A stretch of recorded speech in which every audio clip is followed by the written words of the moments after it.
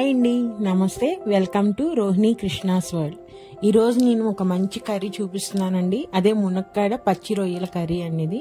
ఇది చాలా బాగుంటుంది, చాలా టేస్టీగా ఉంటుంది ఈ కర్రీ ఎలా చేయాలో ఏంటో మీకు కూడా చూపిస్తాను. నా కిచెన్లోకి పదండి. నేను ఇక్కడ ఒక 1/2 kg రొయ్యలు తీసుకొచ్చానండి. మొత్తం శుభ్రంగా క్లీన్ చేసేసి 3 times వాష్ చేసేసాను. ఇవి సముద్రం రొయ్యలు కాదండి, మన చెరువు ఉంటాయి కదా ఆ రొయ్యలు. ఇప్పుడు వీటిని స్టవ్ మీద పెట్టేసుకొని ఎటువంటి వాటర్ పోయకూడదండి. దీంట్లో ఒక 2 స్పూన్ల పసుపు వేసుకోవాలి.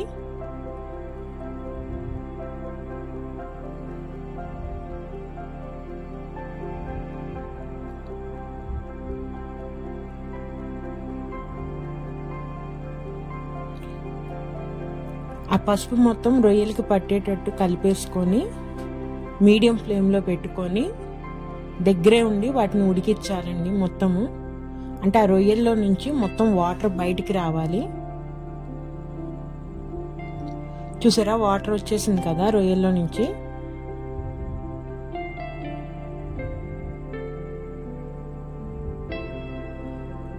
అంతేనండి, ఆ మాత్రం వాటర్ వచ్చేగానే మనం ఇంకా స్టవ్ ఆఫ్ చేసేసుకొని పక్కన పెట్టేసుకోవాలి. ఆ వాటర్ అంతా వడబోసేసేయాలండి మొత్తము. ఇప్పుడు కర్రీకి నేను ఒక మీడియం సైజు ఉల్లిపాయలు 2 తీసుకొని సన్నగా కట్ చేసుకున్నాను. అలానే 2 టమాటాలు, 4 పచ్చిమిరపకాయలు సన్నగా కట్ చేసుకున్నానండి. మనం ఇప్పుడు స్టవ్ మీద హండీ పెట్టేసుకుని ఆయిల్ వేసుకుని వేడవగానే ఉల్లిపాయలు వేసేసుకోవాలండి. మనకి గ్రేవీ ఎంత కావాలో దానికి తగినట్టుగా ఉల్లిపాయలు తీసుకోవాలి. అలానే పచ్చిమిరపకాయలు మొత్తం వేసేసి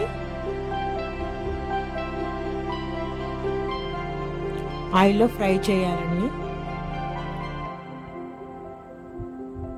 ఉల్లిపాయలన్నీ బాగా ఫ్రై అయిపోయి మగ్గిపోవాలి మొత్తము.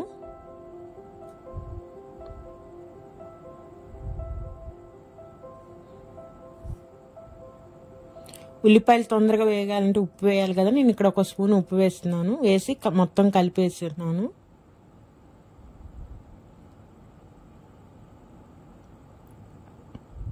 మూత పెట్టేయటం వల్ల తొందరగా మగ్గుతాయండి ఉల్లిపాయలు. ఇప్పుడు మూత తీసి చూద్దాము. ఒకసారి కలిపేసుకొని ఇంకా కొంచెం ఉడకాలండి ఉల్లిపాయలు.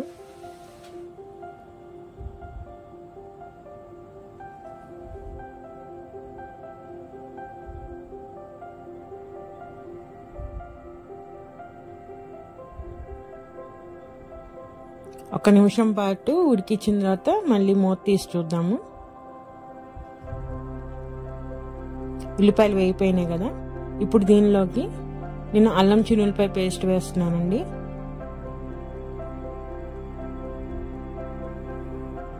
నాన్ వెజ్ కర్రీ కాబట్టి కొంచెం ఎక్కువే పడుతుంది. 2 స్పూన్ల దాకా తీసుకున్నాను. అల్లం చిన్నులపాయ పేస్ట్ కూడా ఆయిల్లో బాగా ఫ్రై అవ్వాలి, పచ్చి వాసన పోయే వరకు వేయించాలి మనం.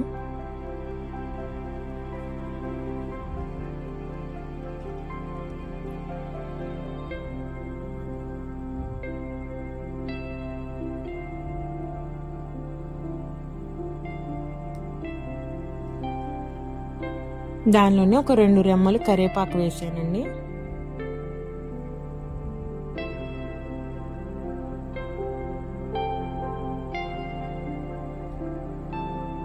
అల్లం చిన్నులపాయ పేస్ట్ ఎప్పుడు మనం ఇంట్లో తయారు చేసుకుందే వేసుకోవాలండి. రెడీమేడ్ది బాగోదు, అంత బాగోదు.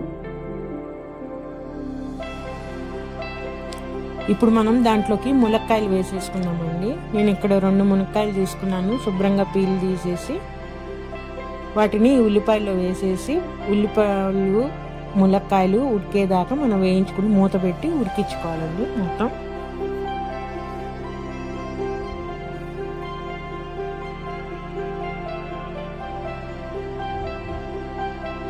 ఒక 2 నిమిషాలు అయిన తర్వాత మూత తీసేసి దాంట్లోకి ఇందాక 2 టమాటాలు కట్ చేసి పెట్టినాం కదా, ఆ టమాటాలు కూడా వేసేసి మొత్తం ఒకసారి కలపాలి.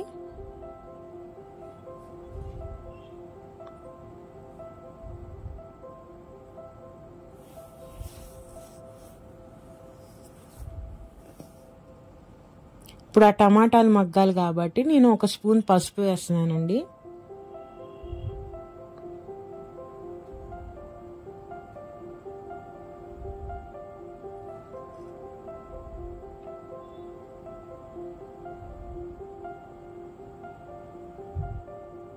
మూత పెట్టేసి మనం ఒక 2 నిమిషాలు మొత్తం మగ్గనిద్దాము.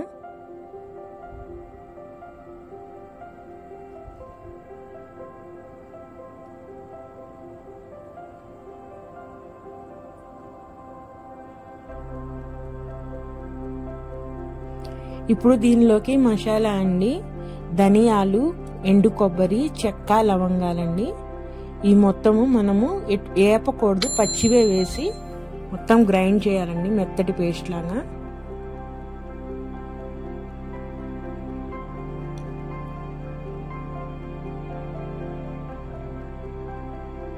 రెండు నిమిషాలు అయిన తర్వాత మూత తీసి చూద్దాము. టమాటా మొత్తం ఉడికిపోయింది కదండి, మగ్గిపోయింది మొత్తం మెత్తటి పేస్ట్ లాగా. ఇప్పుడు దీనిలోకి కూరకి సరిపోయే మొత్తం కారం ఇప్పుడే వేసేయాలండి.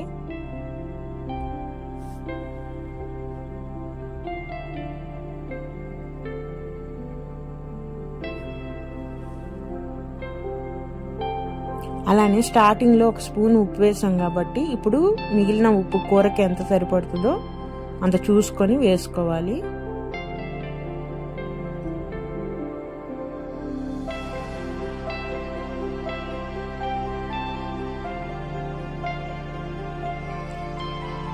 ఈ మొత్తము కలిపేసి మూత పెట్టి మళ్ళీ ఒక 2 నిమిషాలు ఉడకనిద్దాము.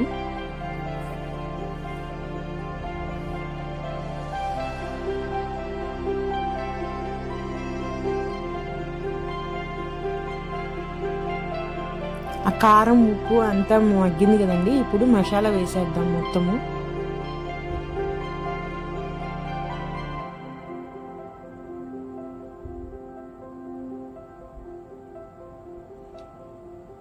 ఇప్పుడు కొంచెం వాటర్ పోసుకొని మనము ఆ మసాలా అంతా గ్రేవీలో కలిసేటట్టు కలిపేసుకోవాలి.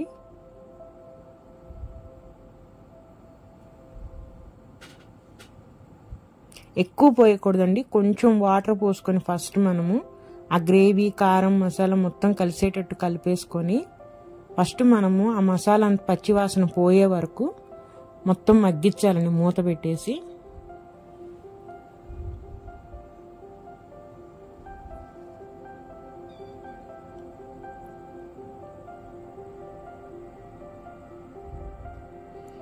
ఒక నిమిషం తర్వాత తీసేసి మూత మొత్తం మళ్ళీ ఒకసారి కలపాలి.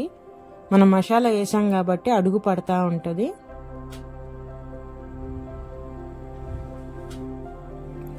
ఇప్పుడు మనము ఇందాక ఉడకబెట్టుకున్న రొయ్యలు ఉన్నాయి కదండి, ఆ రొయ్యలు మొత్తం దీంట్లో వేసేసేయాలి.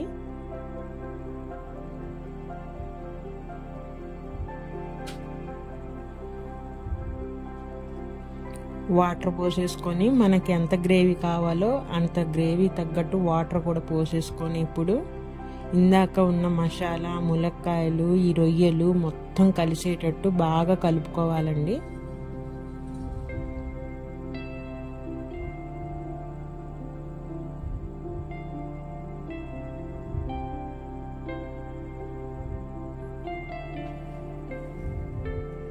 కలిపేసుకొని బాగా మనం మూత పెట్టేసేసి ఒక 5 మినిట్స్ పాటు మీడియం ఫ్లేమ్లో ఉడికించాలండి.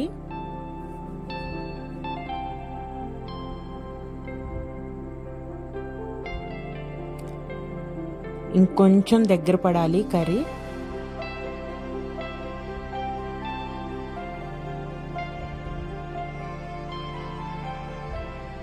మనం ఇంకొక 5 మినిట్స్ అట్లానే మగ్గిద్దామండి కూర అంతా.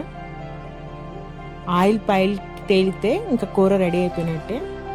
కొత్తిమీర వేసేసుకుందామండి. ఇంకా కొత్తిమీర వేసుకున్న తర్వాత మొత్తం కలిపేసి 1 నిమిషం పాటు మళ్ళీ మూత పెట్టేసి మనము కూర ఉడకనిస్తే మనం మునక్కాయ పచ్చి రొయ్యల కర్రీ రెడీ అయిపోయినట్టేనండి.